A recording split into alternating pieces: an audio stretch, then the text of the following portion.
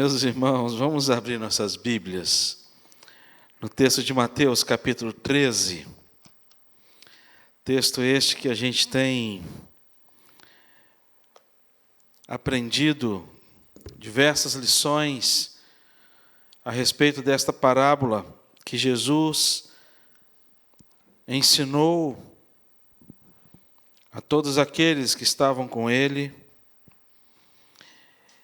Mateus capítulo 13, nós vamos ler o versículo 22, é do versículo 18 até o versículo 23, mas hoje, de maneira especial, nós estaremos lendo o versículo 22, Mateus capítulo 13, versículo 22, que diz assim a palavra do Senhor: O que foi semeado entre os espinhos é o que ouve a palavra. Porém, os cuidados do mundo e a fascinação das riquezas sufocam a palavra e fica infrutífera. Até aqui, vamos orar. Pai, de maneira especial, pedimos que o Senhor fale ao nosso coração, na instrumentalidade do Teu Santo Espírito, Pai. Oramos assim, gratos em nome de Jesus. Amém. Amém. Queridos, nós já tivemos a oportunidade de compartilhar sobre a parábola do semeador diante dos seguintes solos. O primeiro, que foi semeado à beira do caminho. O segundo, que foi semeado em solo rochoso. E hoje a gente vai aprender lições preciosas sobre o que foi semeado entre os espinhos, e falar o porquê que Jesus estava contando esta parábola e qual a motivação que Jesus estava dizendo para as pessoas deste solo.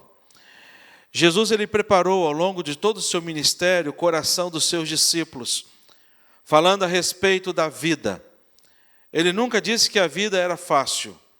Jesus, em nenhum momento, ele disse para os seus discípulos: olha, a vida vai ser tranquila. Pelo contrário, ele, quando vai dizer aos seus discípulos, e numa palavra direcionada, principalmente direcionada aos discípulos, Mateus capítulo 10, versículo 16, ele vai dizer: eis que eu vos envio como ovelhas para o meio de lobos. Você imagina se faz sentido um negócio desse? Você imagina Jesus dando uma palestra para os seus discípulos, para aqueles a quem ele ia enviar, e ele chegando para os discípulos: olha, preciso preparar o coração de vocês, discipular vocês, porque eu tenho uma grande missão a dar a vocês. Eu estou enviando vocês a este mundo, e vocês estão indo a este mundo como ovelhas no meio de lobos. E eu fico imaginando se lá, o texto não fala nada, mas se não deu vontade no coração de nenhuma pessoa de levantar as mãos e dizer para Jesus: Jesus, espera aí, deixa eu ver se eu entendi. Então quer dizer que nós somos a ovelha. Nós estamos sendo enviados pelo Senhor. E nós, ovelhas, estamos indo para o meio dos lobos. É isso mesmo? E quando Jesus ele fala isso, prepara o coração dos seus discípulos para esta palavra, ele está dizendo: olha, a missão que nós vamos enfrentar não é uma missão fácil, é uma missão complexa. Pedro precisava entender isso. Pedro teve uma dificuldade muito grande de compreender essa missão difícil de Jesus Cristo. Entanto que Pedro tentou, por algumas vezes, de alguma forma, fazer com que Jesus mudasse o seu plano, o plano do sofrimento. Mas aqui, Jesus ele prepara a sua igreja. Precisamos entender que nós estamos neste mundo, e neste mundo nós sofremos influências de todos os lados. Todos os lados. Nós somos influenciados, mas nunca devemos esquecer, diante de todas as influências que a gente recebe, de quem nós somos. Nós somos ovelhas, a gente não é lobo. E a gente tem que se portar como ovelhas. Mas o versículo do capítulo 10 de Mateus, versículo 16, Jesus ele vai completar. Ele vai dizer, olha, vocês sejam simples como uma pomba, mas o quê? Prudentes como a serpente. Romanos capítulo 12, versículo 2, tem um texto que todos nós conhecemos. Quando o apóstolo Paulo ele vai alertar a vida da sua igreja para não receber a influência do mundo, quando ele vai dizer, olhem, não vos conformeis com este século, mas transformai-vos pela renovação da vossa mente, para que experimenteis qual seja a boa, agradável e perfeita vontade de Deus. E é por isso que a palavra de Deus ela vem sendo semeada nos corações, é por isso que a palavra de Deus ela está sendo semeada nos corações, é por isso que nós estamos transmitindo esta mensagem, para que diversas pessoas ouçam esta palavra, para que a semente ela chegue de fato ao coração, para que haja de fato uma terra boa para ser produzida. Mas aqui o texto, de maneira especial, versículo 22, ele vai falar dessa semente que cai no meio dos espinhos. E esse cair no meio dos espinhos, ele vai dizer que o cuidado do mundo, o mundo em que nós vivemos, a fascinação pelas coisas do mundo, pela riqueza, rouba essa semente de onde ela está. Ele abafa a semente, ela sufoca essa semente, e essa semente ela se torna infrutífera.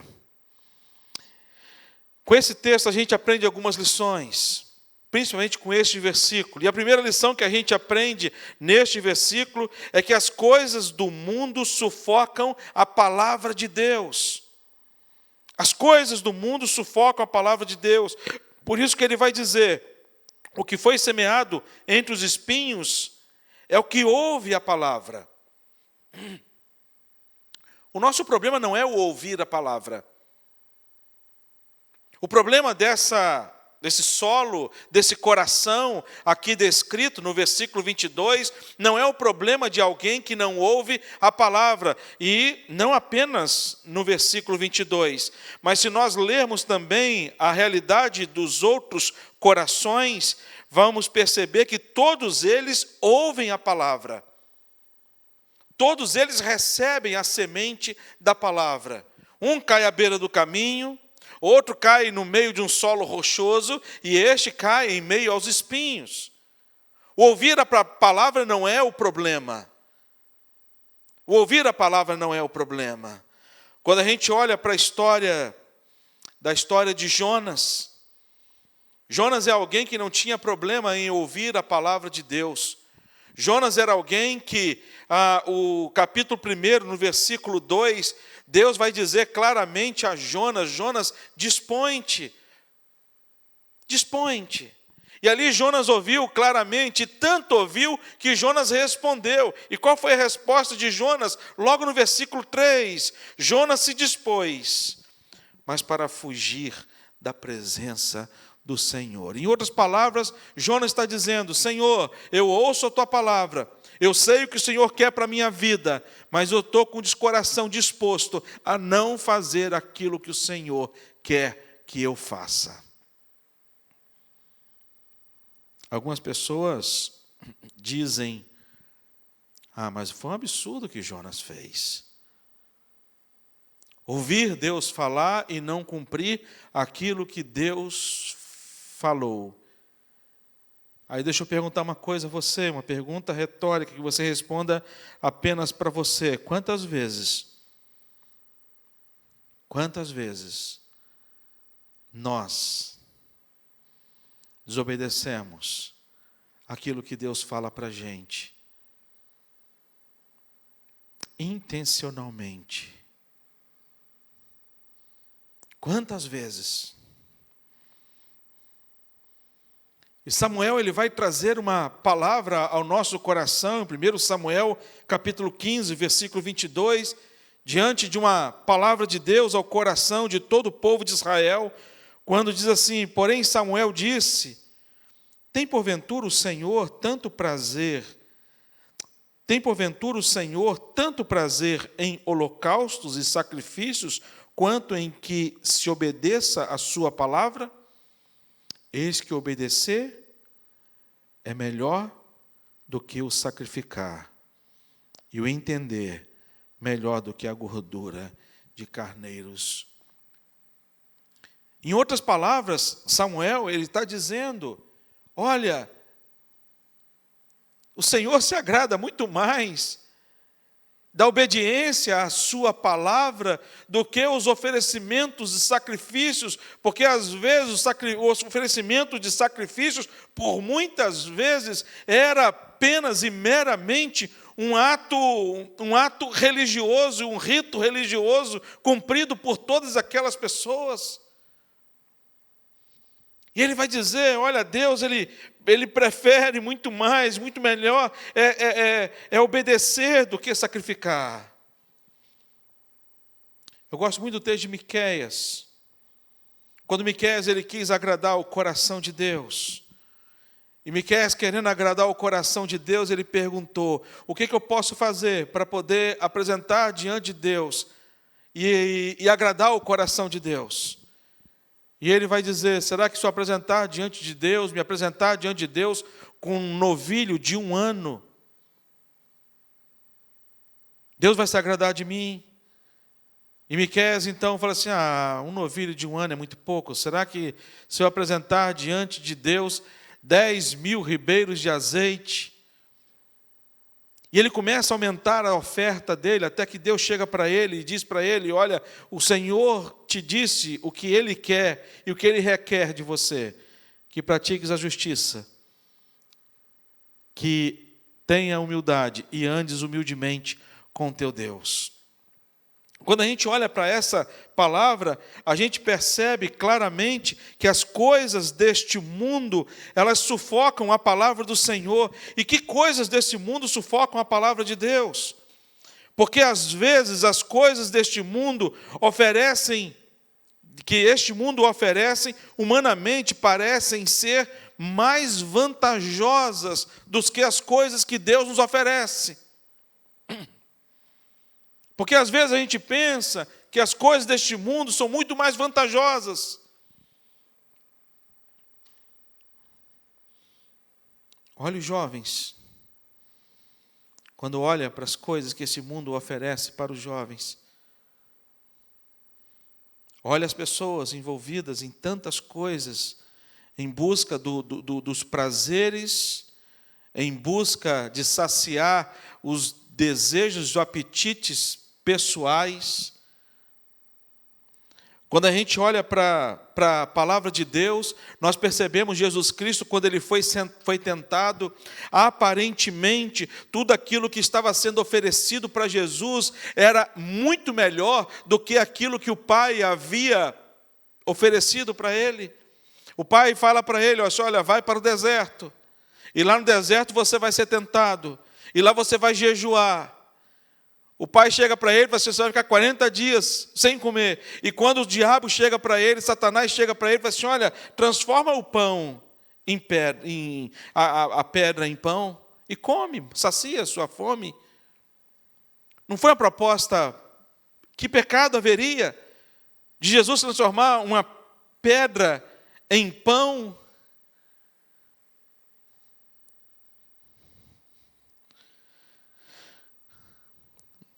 As coisas deste mundo sufocam a palavra de Deus. Que coisas são essas?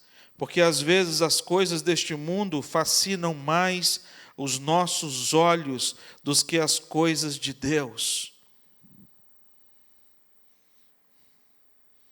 Há muita gente em busca de poder. Há muita gente. O que fascinou em determinado momento a vida de Tiago e João não foi seguir a Jesus Cristo por conta de ser Ele o Messias de Deus que haveria de tirar o pecado do mundo, mas em algum momento, na caminhada de Jesus Cristo, Tiago e João olharam para Jesus Cristo e disseram para Jesus Cristo: nós temos um pedido a lhe fazer. E Jesus faz uma pergunta para eles: o que queres que eu te faça? Você imagina se Jesus chegasse para você hoje e perguntasse para você, o que queres que eu te faça? Imagina, Jesus chegar para você e dizer: Davidson, seu nome, o que queres que eu te faça? O que você pediria para Deus?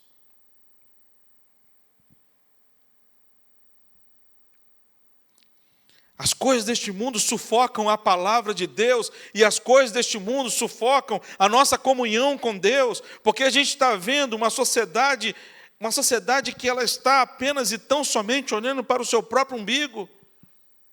Uma sociedade que já não se sensibiliza com a dor do próximo.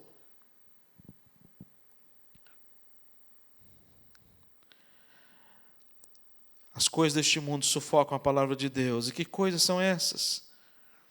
Porque às vezes as coisas do mundo produzem um sentimento muito maior de prazer do que as coisas de Deus. O salmista diz: alegrei-me quando me disseram, vamos à casa do Senhor.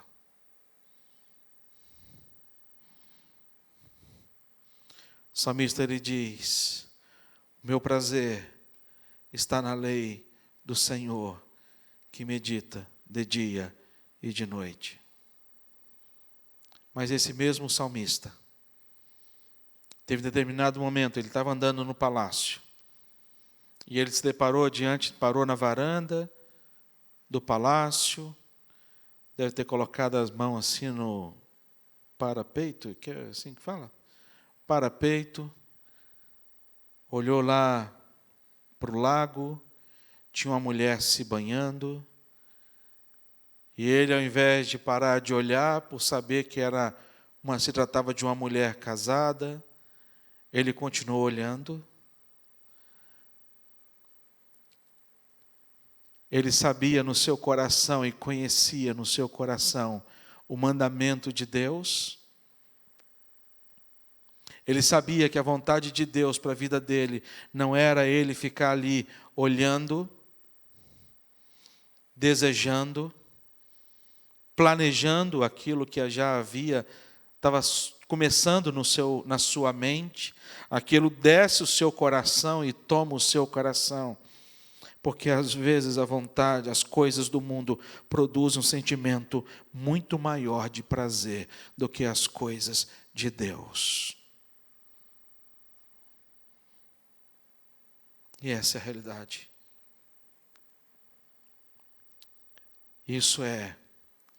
São essas sementes que são lançadas em meio aos espinhos. O mundo sufoca. O mundo sufoca. A segunda coisa que a gente aprende nesse texto é que as coisas deste mundo não cumprem a satisfação prometida. Não cumprem a satisfação prometida. O mundo está dizendo para a gente: olha, viva os prazeres do mundo e vocês serão felizes. Quem aqui não lembra, vocês não vão lembrar que vocês são todos novos, mas eu vou lembrar. Eu lembro daquela propaganda do Hollywood, aquele cigarro. E o slogan do Hollywood era o quê? Hollywood, o sucesso. Ninguém lembrou. Eu tive que lembrar. Todos novos. Ninguém de casa também lembrou também não. Ninguém sabe o que é isso, porque ninguém fuma. Mas quando a gente olha para o mundo está dizendo isso. No versículo 22, ele vai dizer para a gente, na parte B do versículo, vai dizer: porém, os cuidados deste mundo, a fascinação das riquezas sufocam a palavra. As coisas deste mundo não cumprem a satisfação prometida. Isso é a verdade.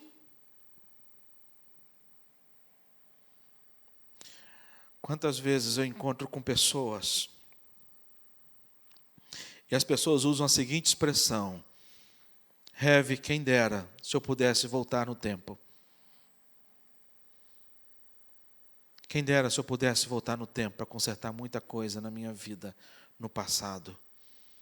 Porque no passado, pessoas acreditaram na satisfação que o mundo oferecia. Nós tivemos uma geração influenciada pelo Woodstock, paz e amor. Uma geração que se entregou às drogas, o sexo e o rock and roll. Não tem nada contra o rock, mas contra o sexo antes do casamento e de maneira promíscua, e as drogas, sim. Nós vivemos a consequência dessa geração descompromissada. Uma geração em que teve os prazeres do mundo como satisfação pessoal e buscaram e viveram. A Bíblia ela trata de forma muito séria a questão deste poder e desse assunto. E a Bíblia, quando ele vai falar da fascinação das riquezas, quando a gente olha aquelas reportagens de desvios milionários de dinheiro, quando a gente olha para uma sociedade frenética, atrás apenas e tão somente de dinheiro. Uma vez me ofereceram, um rapaz chegou para mim, lá em Espírito Santo, falou assim, Heavy, quero te fazer uma visita. Eu falei assim, rapaz, que bênção, então, vamos sim. Marquei com ele lá na igreja, reunimos, e ele chegou para mim e falou assim, Heavy, vou mudar a sua vida. Eu falei assim, como é que é? Eu falei assim, sua vida vai ser outra. Qual carro que você deseja ter? Eu falei assim, o meu. Não, Heavy, pensa alto. Eu falei assim, o meu. Aonde você quer morar? Eu falei assim, aqui. Heavy, pensa alto, assim, Cachoeira então. Aí eu falei assim, não, Heavy, pensa mais alto. Eu falei assim, cara, onde é que você vai? O que você quer? Fala logo, abre o jogo. Ele falou assim, eu tenho uma proposta para te fazer, que você vai ficar rico. E aí ele apresentou lá a proposta, lá negócio de pirâmide e tudo, que eu tinha que investir não sei quantos. Resumindo a conversa, ele queria 3 mil meu. Eu falei assim, meu irmão, deixa minha vida mesmo, estou tranquilo, fica tranquilo. Ora apenas por mim e eu vou estar orando por vocês. Sai disso, cara, isso não é vida. 1 Timóteo capítulo 6, versículo 10, Deus vai tratar desse assunto de maneira muito séria. Ele vai dizer, porque o amor do dinheiro é a raiz de todos os males, e alguns, nessa cobiça, alguns quem? Alguns da fé. Alguns que creem no Senhor Jesus Cristo, que têm conhecimento da palavra, que têm entendimento da palavra, porque se desviaram da fé e a si mesmos se atormentaram com muitas dores. A gente sabe que o mundo, ele nunca vai cumprir a satisfação prometida. Aquele slogan, Hollywood é o sucesso. Muitos hoje estão, muitos no passado, tiveram problemas sérios de doença por conta do cigarro. Quer dizer, aquilo que foi prometido como sucesso, na verdade era uma doença sendo oferecida, era uma morte precoce sendo oferecida para as pessoas. Quando as pessoas falam a respeito das drogas, a gente tem uma juventude. E a adolescência é um perigo muito grande, porque adolescente, ele está disposto para ser aceito no grupo, ele está disposto a fazer o que o grupo faz, e é um perigo muito grande. Não cumpre a satisfação prometida. Por quê? Primeiro, porque o ser humano ele é insaciável. O ser humano ele nunca está satisfeito com o que tem. O próprio Salomão, no final da vida dele, ele vai dizer, vaidade, vaidade, tudo é vaidade. não cumpre a satisfação prometida. Por quê? Porque não supre os anseios da nossa alma. A riqueza, o dinheiro, o poder, isso não supre os anseios da nossa alma, porque a nossa alma, ela anseia por Deus, o Deus vivo, e nada mais do que isso. Porque foi Ele quem nos trouxe a este mundo. E é para Ele que nós vamos voltar. A nossa alma anseia é por Ele. O jovem rico viveu isso. Com toda a sua riqueza, ele chega para Jesus e pergunta: espera aí, o que eu posso fazer para herdar a vida eterna? Toda a riqueza não satisfez o coração dele.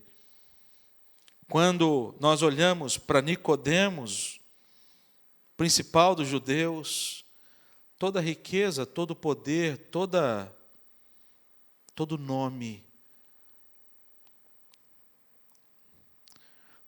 não supriu o anseio da alma dele. E a outra coisa que a gente sabe,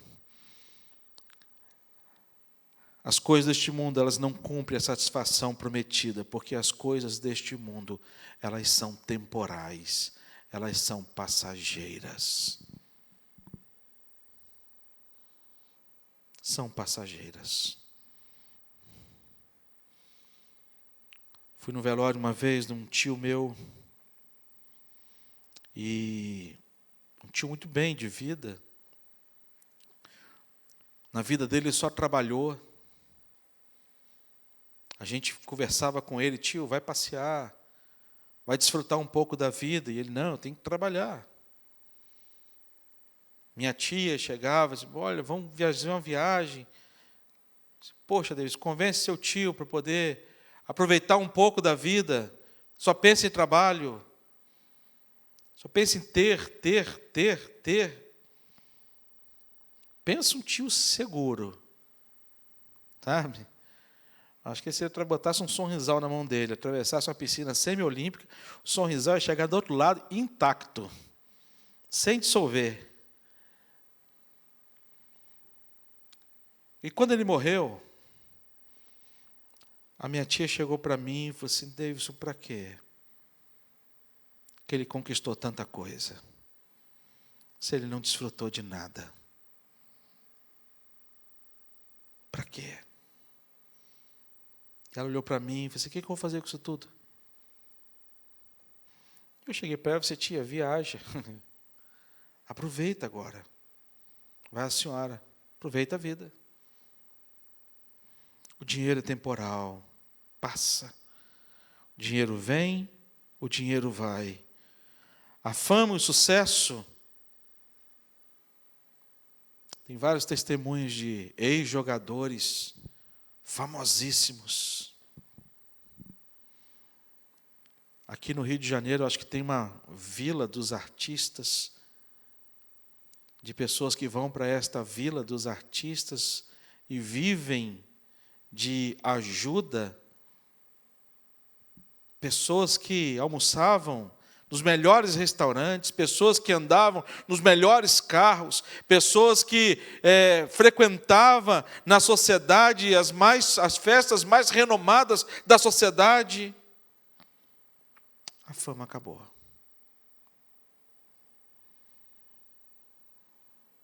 As coisas do mundo são passageiras, são temporais. A beleza. Nós vivemos numa sociedade com culto à beleza. Existe um padrão estabelecido. Existe um padrão estabelecido de beleza. Tanto para o homem como para a mulher. O homem tem que ser assim, alto como eu.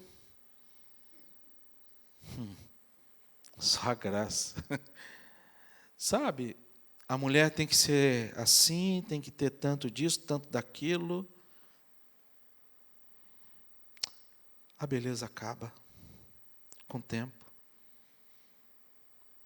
A gente vê algumas mulheres que lutam contra o tempo. Mulheres que acham que as coisas deste mundo vão suprir a satisfação prometida. E elas então se entopem nessas clínicas e gastam milhões e milhões. Não tenho nada contra a cirurgia plástica, mas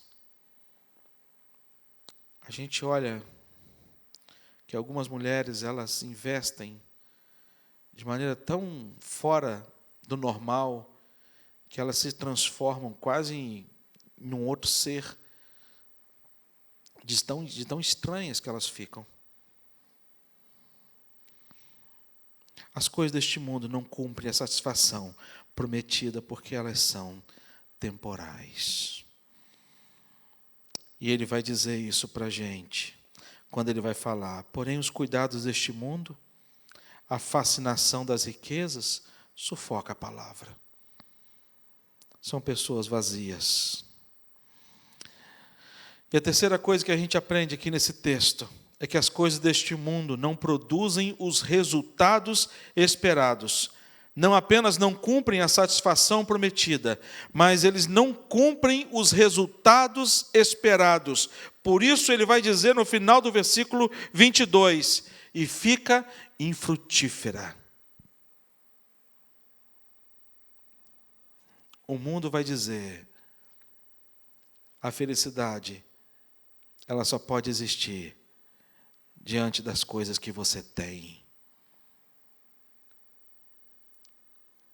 O mundo vai dizer para você: felicidade, ela está nas coisas. E o pior sentimento que existe, um dos piores sentimentos que existe, é o sentimento de você se sentir inútil. Então Jesus ele vai dizer sobre com esta parábola, para este solo que cai em meio aos espinhos, e os rudimentos do mundo sufocam, a ponto de torná-la infrutífera. Ela perde o sentido de ser. E quando a gente olha para esta verdade, a gente percebe que há muitas pessoas neste mundo que não sabem o sentido da vida, o porquê que elas existem. Mas nós cristãos sabemos o porquê nós existimos. Primeira pergunta do catecismo: por que nós fomos criados? Para que Deus nos criou? Deus nos criou para viver eternamente nessa terra. Deus nos criou, não nos criou para poder aproveitar desta terra e viver aqui uma vida de total felicidade e alegria, e sabe? Mas Deus, ele disse para a gente: neste mundo tereis aflições, tende bom ânimo. Mas Deus requer de cada um de nós que a gente tenha sentido de vida, que a gente se sinta útil, que a gente saiba por que e para que nós existimos. E nós existimos para poder frutificar. E quando o apóstolo Paulo vai falar a respeito desse frutificar, apóstolo Paulo ele vai falar do fruto do Espírito. E quando ele vai falar do fruto do Espírito para cada um de nós, ele vai dizer para cada um de nós que o fruto do Espírito é amor, alegria, paz, longanimidade, benignidade, bondade, fidelidade, mansidão, domínio próprio. E que a gente possa frutificar diante dessa semente que foi plantada pelo Evangelho do Senhor Jesus nos nossos corações. A palavra de Deus ela é semeada. E essa palavra de Deus, ela pode cair, a semente, nosso coração pode estar tão pisado, tão duro, como um solo à beira do caminho, que vem um pássaro e come a semente. Nosso coração pode ser aquele solo cheio de pedra, mas muito mais do que cheio de pedra, mas com uma camada de terra muito pequena, aonde a raiz não aprofunda. Quando a raiz ela chega até a pedra, vem o sol, esquenta a pedra e mata o que foi germinado. Nosso coração pode ser como o coração de um solo cheio de espinhos, aonde a fascinação da riqueza e as coisas do mundo sufoquem esta palavra. Mas a minha oração é que, se o seu coração estiver assim, que você possa chegar diante de Deus e pedir: Senhor, dá-me um novo coração, are o meu coração, que a tua palavra possa ser plantada, que possa ser germinada e que possa dar muitos frutos para a glória, louvor e honra do nosso Deus. Vamos orar. Ó Deus, oramos assim por todos nós, para que o nosso coração seja um canteiro fértil, boa terra, para que possamos, ó Deus, frutificar. Hoje, de maneira, nós falamos dos encantos do mundo. O mundo é encantador. Às vezes engana a gente. A gente acha até que é mais prazeroso do que estar na tua presença, de fazer a tua vontade. Mas ajuda-nos, ó Deus, assim como o salmista, a dizer: os mandamentos do Senhor são prazerosos. Ajuda-nos, ó Deus, através da ação do teu Santo Espírito. Abençoa, Pai, os enfermos da nossa igreja. Seu Francisco, temos clamado por ele. Nós somos gratos, ó Deus, por todas as bênçãos que o Senhor tem derramado sobre a vida daqueles, ó Pai, que já foram curados. Temos orado, ó Deus, por aqueles que estão enlutados, para que o consolo do Senhor seja derramado sobre cada vida e cada coração. Oramos assim em nome de Jesus. Amém.